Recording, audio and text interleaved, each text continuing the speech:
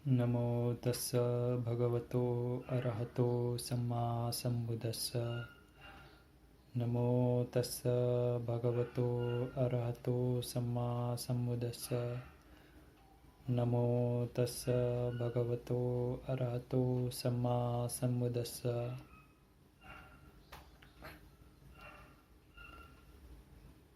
Good morning. धम्ममंगलम के 19 जून को हुए साधना सत्र में पारमिता के ऊपर जो धम्म प्रवचन चल रहे हैं उनका अनुवाद करने जा रहे हैं।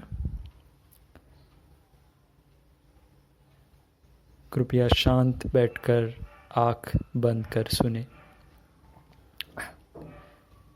आज की जो पारमिता है वो है सत्य, पाली में सच, इंग्लिश में ट्रूथ या ऑनेस्टी। भगवान बुद्ध ने परमार्थ सत्य बताया है, पर लोगों ने जो बनाया है वो है कन्वेंशनल ट्रूथ, जिसको हम पारंपरिक या भौतिक सत्य कहते हैं। वो परमार्थ सत्य नहीं है, इट इज़ वर्ल्डली ट्रूथ, सांसारिक सत्य है। सिर्फ परमार्थ सत्य ही हमें शांतता तक, पीस तक, निब्बाना तक लेके जा सकता है। भौतिक सुख, भौतिक सत्य, जिसे हम नाम और रूप से भी जानते हैं, भगवान बुद्ध कहते हैं मरीचि उपमा संज्ञा, मतलब perception is like mirage. Perception माने अनुभूति या समझ। ये एक मृग तृष्णा की तरह है। जैसे एक हरिण होता है, वो पानी के पीछे भागते हुए जाता है और जब उसको वो पानी दिखता नहीं, वो फिर आगे तक वैसे ही भागते रहता है। हम अपना ही अगर एग्जाम्पल ले, जैसे कि हम स्टेटस रखते हैं, happy mother's day, happy father's day इत्यादि इत्यादि, ये सब भौतिक सत्य है। ये ना ही मौजूद है और ना ही वास्तविक है, ना ही असली है। अजान पन्नावद्दो कहते हैं जो मौजूद है वो असली नहीं है और जो असली है वो मौजूद नहीं है। ये सब केवल अनुभूति है, केवल एक परसिप्शन है। ये क्यों हो रहा है? क्योंकि हम में लोभ, दोष और मोह है। इसकी वजह से हम ऐसा विचार करते हैं। ज़्यादातर लोग इसी भौतिक सत्य को अपनाते हैं। वे कहते हैं वैज्ञानिक ये कहते हैं, वैज्ञानिक वो कहते हैं। ये सब मीमांसा है। हम चीज़ों को बिना समझे, बिना जाने उनको अपनाते हैं, उनको फॉलो करते हैं। ये भौतिक सत्य है। ये सिर्फ हमको जीवन बिताने के लिए काम आता है। जैसे कि अभी हम चेयर पे बैठे हुए हैं, ये कन्वेंशनल ट्रूथ है, ये परमार्थ सत्य नहीं है, ये केवल एक भौतिक सत्य है। ये चेयर जो है वो अनेक पार्टिकल से बना हुआ है। वो पार्टिकल अनेक सब एटॉमिक पार्टिकल से बने हुए हैं। जैसे कि अणु, रेणु, और ये सब उत्पन्न होके विनाश हो रहे हैं। कुछ भी जैसे है वैसे नहीं रहता। जो भी भौतिक सत्य है, जो भी पारंपरिक सत्य है, उसके साथ रहना ठीक है, बट उसके प्रति आसक्ति हमें हो जाती है। यही हमारा भ्रम है। इसीलिए बुद्ध ने हमें धम्म बताया है। धम्म ही परमार्थ सत्य है। धम्म अकालिको है। It is unaffected by time. ये समय के परे है। भगवान बुद्ध बताते हैं, लाइफ इज सफरिंग। जीवन एक दुख है। जन्म दुख है, बुढ़ापा दुख है, रोग बीमारी दुख है। दुख ही तो है ना। हम इसमें आनंद तो नहीं लेते हैं। यही परमार्थ सत्य है। ये कभी बदल नहीं सकता है। हम अगर यहीं पे देखें तो यहाँ पे ज़्यादातर लोग 70-75 की आयु के हैं। बुढ़ापा जो है वो दुख है। दुख है कि नहीं है? अभी ही नहीं, 5000 साल पहले जब कोई बूढ़ा होता था तभी भी दुख ही था, और अभी भी कोई बूढ़ा होता है तो दुख ही है। मृत्यु भी एक बोझ है। अगर हम बीमार हो जाते हैं तो हम सोचते हैं कि अरे अगर मैं मर गया तो। यही तो बोझ है।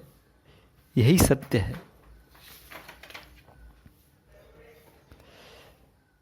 और ये बोझ जो है वो अब से 10,000 साल पहले, 20,000 साल पहले, 1,00,000 साल पहले, कई कल्पों पहले, पिछले सारे बुद्धों के और वो बुद्धों के समय में रहने वाले सारे लोगों को इसी बीमारी से गुजरना पड़ा। ये सब दुख है। आज अगर हम देखें तो लोग कई बीमारियों से ग्रस्त है, जैसे कि डायबिटीज़, कैंसर, कोविड। वो हॉस्पिटलाइज हो जाते हैं। उनके मन में भय निर्माण होता है। ये सफरिंग, ये दुख ही तो है। आप खुद चेक कीजिए, आप खुद निरीक्षण कीजिए, देखिए क्या आज की जो कंडीशंस है, आज की जो स्थिति है, क्या वो पहले आर्य सत्य को नहीं दर्शाती है? पहला आर्य सत्य दुख है। आपको बाहर देखने की ज़रूरत नहीं। हम भी वही 4 धातुओं से बने हुए हैं जिससे कि बाहर का जग बना हुआ है। भगवान बुद्ध कहते हैं कि 5 उपादान स्कंद है और हम उसके प्रति आसक्त हो जाते हैं। हम कहते हैं कि ये 5 स्कंद मैं हूँ। ये भ्रम है, ये एक डिल्यूजन है। और मरते दम तक हम खुद को यही बताते रहते हैं और दुख में रहते हैं। हम खुद को बोलते हैं कि ये रूप मैं हूँ, ये वेदना मैं हूँ, ये संज्ञा मैं हूँ, ये संस्कार मैं हूँ, ये विज्ञान मैं हूँ।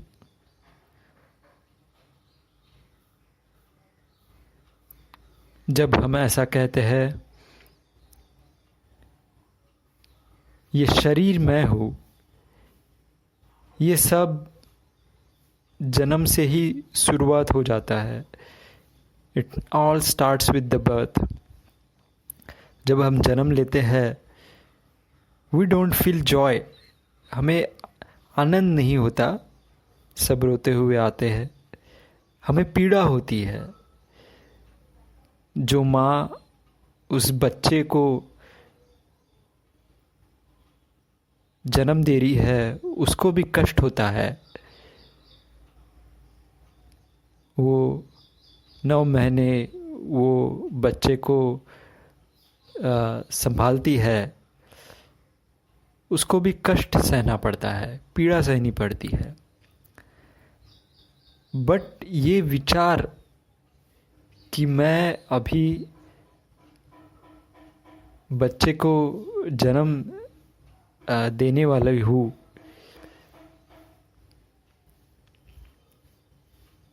ये सिर्फ एक ऊपरी तौर पर विचार है। कभी कभी मैं थोड़ा हार्श बोल देता हूँ, बट आप खुद चेक कीजिए। ज़्यादातर यहाँ पे स्त्रियाँ ही है। जो स्त्री जन्म देने की, आप जान लीजिए, जन्म देने की क्रिया क्या एक सुखकर अनुभव है?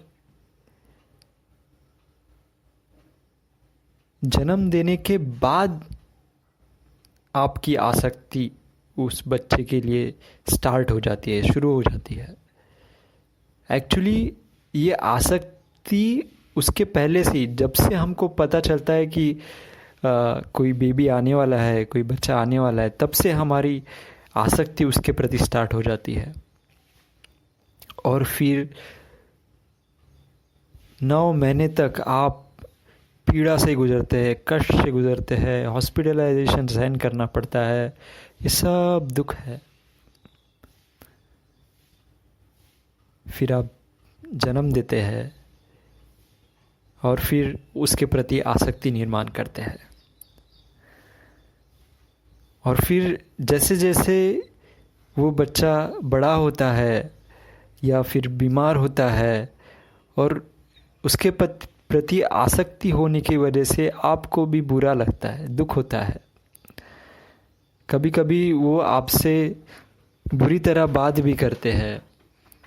ये तो हर जगह पे है, ये सब जगह पे हो रहा है। बुढ़ापे तक आप अपने बच्चे के साथ आसक्ति में रहते हैं। वो बच्चा कुछ भी करे, पर आपकी जो आसक्ति है उसकी वजह से जो माँ है वो हमेशा दुख में रहती है।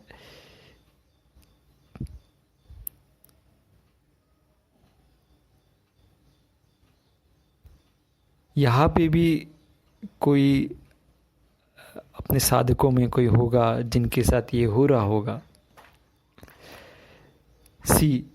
देखिए, जन्म होता है, उसके बाद बीमार होता है, उसके बाद बुढ़ापा होता है। जैसे कि अगर किसी को डायबिटीज़ है, ठीक है, तो ही हैज़ टू सफ़र, है कि नहीं? उसको बोझ है कि अगर मे बी मुझे कोई दूसरी बीमारी हो जाएगी, किसी को कैंसर है, बहुत बहुत सारी बीमारियां हैं, ये सब दुख है। भगवान बुद्ध कहते हैं, भगवान बुद्ध आगे जाकर कहते हैं कि पंचस्कंद के प्रति आसक्ति ही दुख है। ये कहना कि ये मैं हूँ, यही दुख है। इसलिए भगवान बुद्ध कहते हैं, भिक्खु, ये जो आर्य सत्य है ये कैसे उत्पन्न होता है? तो ये तृष्णा की वजह से उत्पन्न होता है। क्यों? क्योंकि आसक्ति है। आप खुद चेक कीजिए, आपका कोई बच्चा होगा, लेट इट बी, बच्चों को छोड़ दिया, आप खुद को देखिए, आप अपने शरीर को आप मेरा मानते हैं, मैं मानते हैं।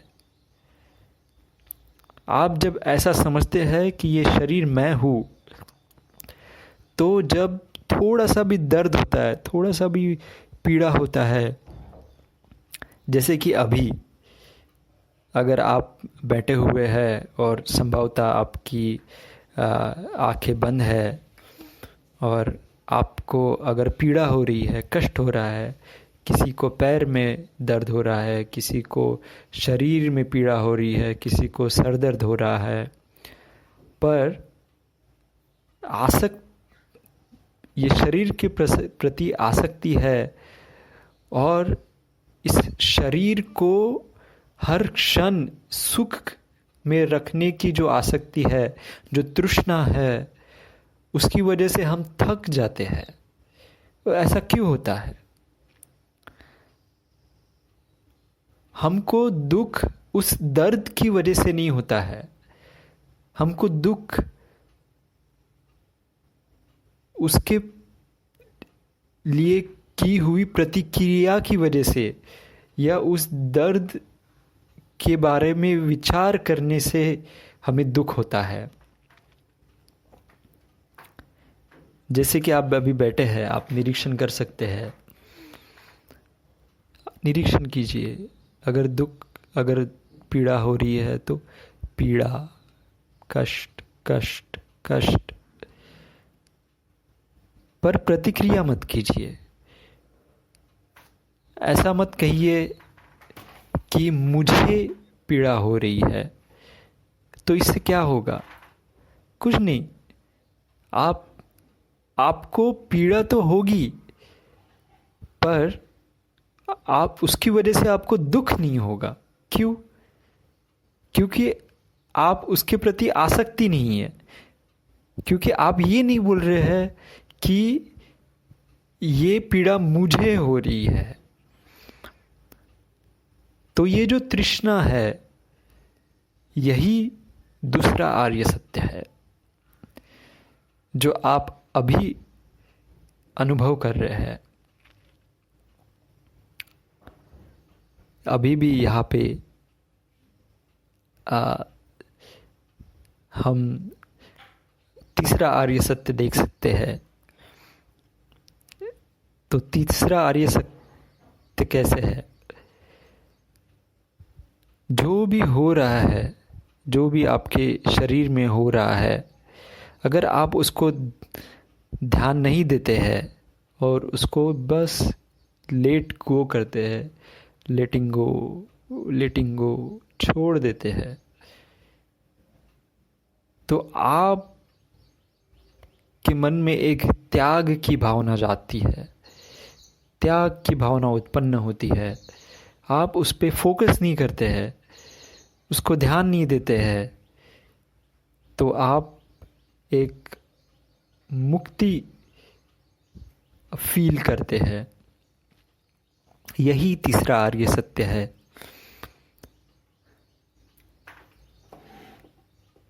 और ये सिर्फ अभी नहीं हो रहा है, ये कितने पिछले कई बुद्धों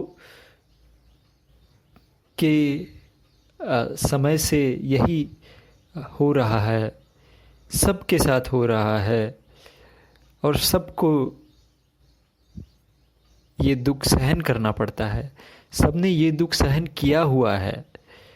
आपने कई जन्मों तक ये दुख सहन किया हुआ है, सब लोगों ने, सिर्फ आप ही नहीं, मैंने ये दुख सहन किया हुआ है।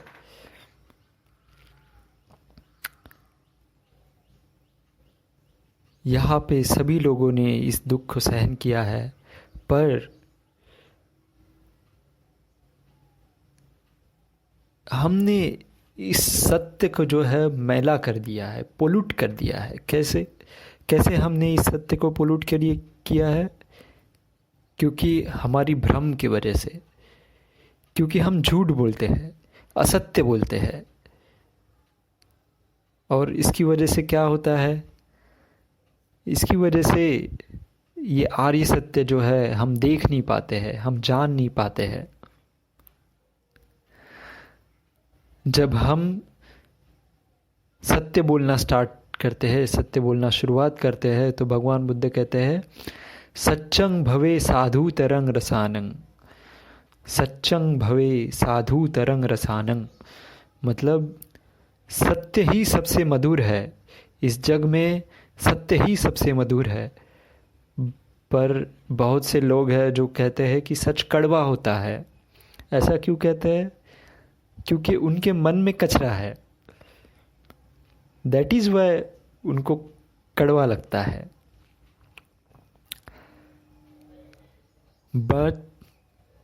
पर जिनके मन में सद्गुणों का प्रभाव है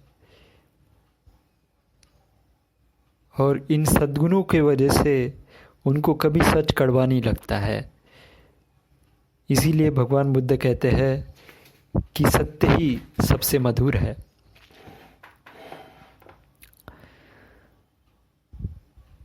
हम जब भी चार आर्य सत्य को समझते हैं, उसको फॉलो करते हैं और हम असत्य को नहीं बोलते हैं,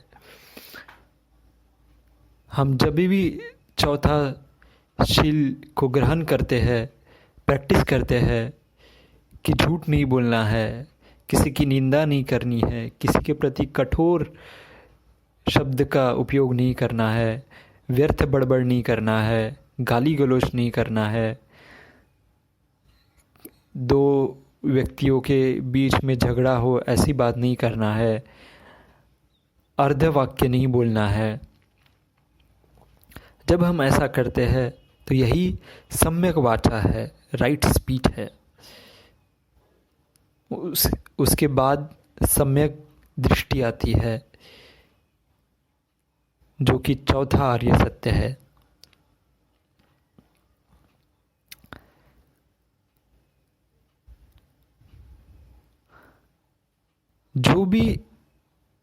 जो भी हमारी अभी की दृष्टि है वो सब हमारी केवल एक समझ है, वो सिर्फ कॉन्सेप्ट है मैं और मेरा के प्रति। जैसे कि 64 टाइप्स के रॉन्ग व्यूज़ है जो कि हमें करेक्ट करना है।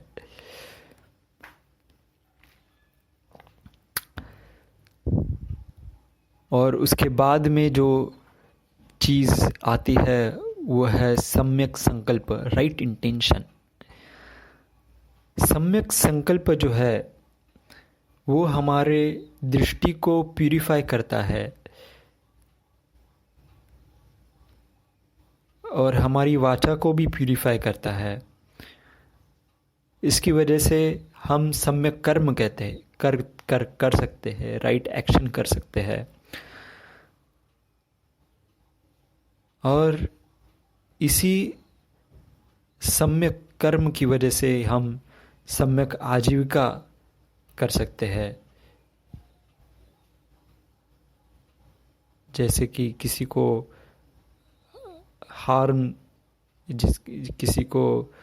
हार्म नहीं पहुंचाना, किसी की हत्या नहीं करना,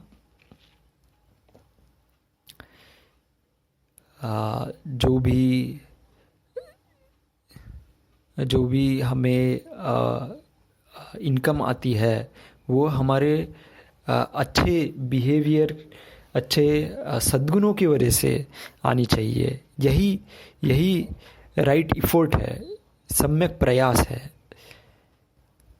तो ये सम्यक प्रयास कैसे करना है? तो जो भी हमारे मन में सद्गुण उत्पन्न हुए हैं उनको इम्प्रूव करना है, उनको बढ़ाना है। और जो भी सद्गुण अभी तक उत्पन्न नहीं हुए हैं उनको उत्पन्न करना है। और जो भी दुर्गुण हमारे मन में उत्पन्न हो रहे हैं उसको स्टॉप करना है, उसको रेजिस्ट करना है। और जो भी दुर्गुण हमारे मन में उत्पन्न नहीं हुए हैं,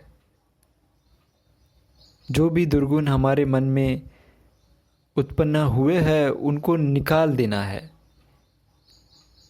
इसी 4 तरीकों से हम सम्यक प्रयास करते हैं, राइट इफोर्ट करते हैं। उसके बाद में आता है सम्यक सति, राइट माइंडफुलनेस। सम्यक सति मतलब जब हमारा माइंडफुलनेस जब स्ट्रांग हो जाता है, जैसे कि जो कि कायानुपස්සना, वेदनानुपස්සना, चित्तानुपස්සना, धम्मानुपස්සना, क्योंकि अभी धम्म ही उत्पन्न हो रहा है ना। उसके बाद आता है राइट कंसंट्रेशन, सम्यक समाधि। तो ये सब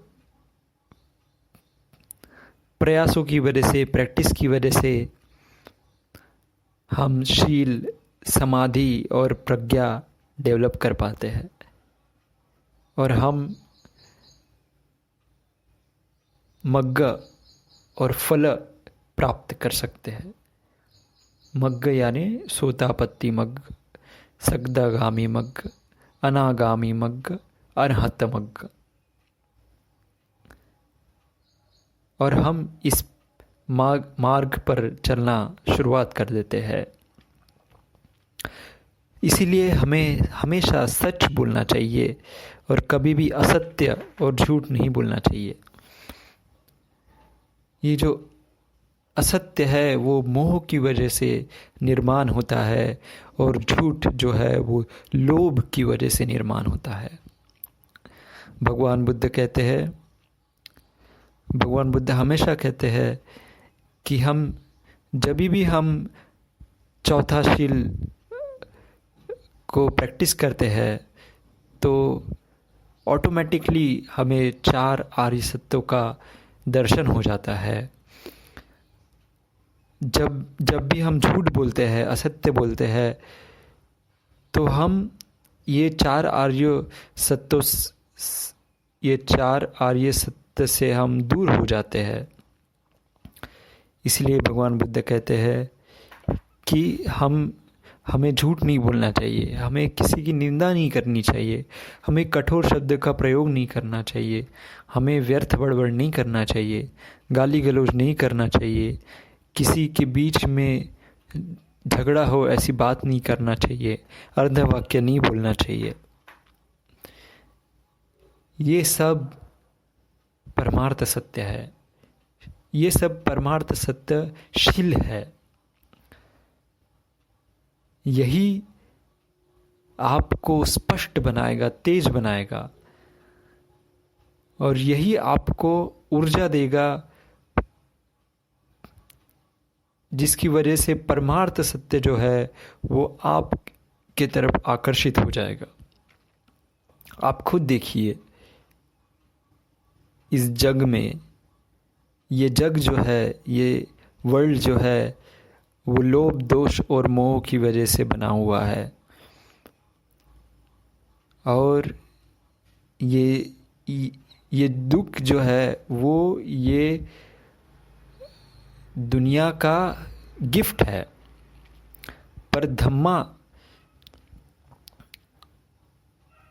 हमें मन की शांति देता है, सुख देता है, हमें शांति तक लेके जाता है।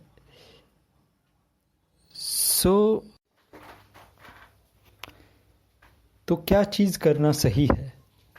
जैसे कि जब आप बीमार हो जाते हैं तो आपके मन में भय उत्पन्न होता है कि अरे मुझे कोविड हो गया, तो अगर मैं सीरियस हो गया तो फिर मुझे हॉस्पिटलाइज होना पड़ेगा, कितना पैसा लगेगा, कैसे मैनेज करूँगा, ये सब बोझ है, मैं मर जाऊँगा, मैंने तो बुरे कर्म किए हैं, फिर मैं कहाँ जन्म लूँगा। ये सब क्यों हो रहा है? क्योंकि हम संसार में भटक रहे हैं। क्यों भटक रहे हैं? क्योंकि लोभ, दोष और मोह है। लोभ, द्वेष और मोह है।